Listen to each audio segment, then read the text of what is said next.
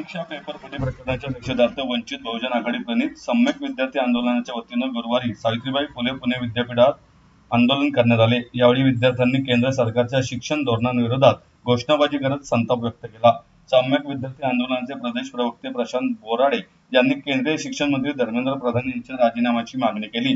तसेच नीट परीक्षेची जबाबदारी राष्ट्रीय परीक्षा संस्थांकडून काढून ती संघ लोकसेवा मंडळाकडे सोपवण्यात यावी अशी मागणी केली। केंद्र सरकारच्या शिक्षणविषयक धोरणांवरही त्यांनी जोरदार टीका केली। आंदोलनातील विद्यार्थी नेत्यांनी मोदी सरकार आणि केंद्रीय शिक्षण मंत्री धर्मेंद्र प्रधान यांनी शिक्षणाचे व्यापारीकरण केल्याचा आरोप केला। वंचित बहुजन आघाडीचे शहराध्यक्ष अरविंद तायडे यांनी नीट पेपर फुटीमुळे विद्यार्थ्यांवर गंभीर मानसिक परिणाम झाला आहे, तसेच या प्रकरणाच्या पार्श्वभूमीवर केंद्रीय शिक्षण मंत्री धर्मेंद्र प्रधान यांच्या विरुद्ध कायदेशीर कारवाई करण्याची मागणी केली। सर्वांना सर्वप्रथम जय भीम। आम्ही सम्यक विद्यार्थी आंदोलनाचे कार्यकर्ते आहोत। आम्ही जी नीट पेपर फुटी नुकतीच झाली आहे आपल्या राज्यात, त्याच्यामुळे बऱ्याच जवळपास 22 लाख विद्यार्थ्यांना खूप मोठा शैक्षणिक फटका बसलाय आणि त्याची आत्तापर्यंत कुठलीही जबाबदारी या माजुरड्या सरकारने उचललेली नाही। आणि हे लक्षात घेता आमच्या प्रमुख दोन मागण्या आहेत।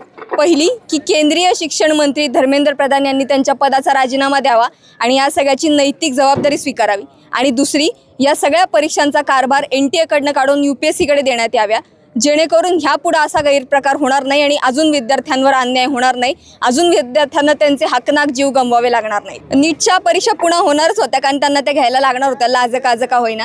पण आता सोशल मीडियावर अशा अफवा आहेत की त्याचेही पेपर लीक झालेले आहेत। विद्यार्थ्यांनी अभ्यास करावा, त्यांच्या आईबापांनी पैसे भरावेत आणि शेवटी विद्यार्थ्यांनाच जीव गमवावा लागावा। ह्याच्यात सरकार कुठं कमी पडतंय हे सरकारने आता तरी शोधून काढलं पाहिजे।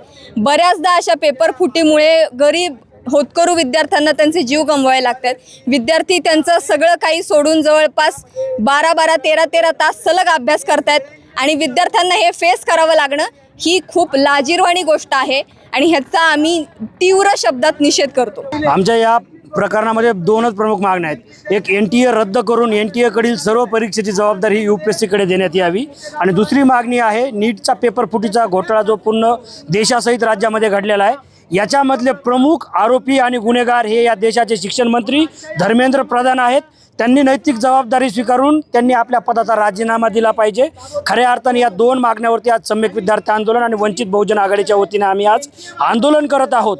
आपण जर बघितलं तर NTA कडे ही परीक्षा घेण्याची जबाबदारी का दिली? एका प्रायव्हेट एजन्सीकडे आपण इतक्या सेन्सिटिव्ह परीक्षा देण्याची जबाबदारी कसं काय देऊ शकतो? या देशात आणि राज्यात जे मोठमोठे क्लासेस आहेत यांचेच विद्यार्थी याच्यामध्ये पहिले आणि दुसरे कसं काय येतात? त्या क्लासेसची देखील चौकशी झाली पाहिजे। यांचे क्लास मोठे करण्यासाठी सरकार प्रणित हा घोटाळा प्रत्येक वर्षी आणि वर्षानुवर्षापासून घडत आला आहे, अशा पद्धतीचा आमचा आरोप आहे। या देशाच्या शिक्षण मंत्र्याने तात्काळ राजीनामा दिला पाहिजे आणि या सरकारने आपली नैतिकता समजावून या मंत्र्याला तात्काळ आपल्या पदापासून दूर केलं पाहिजे।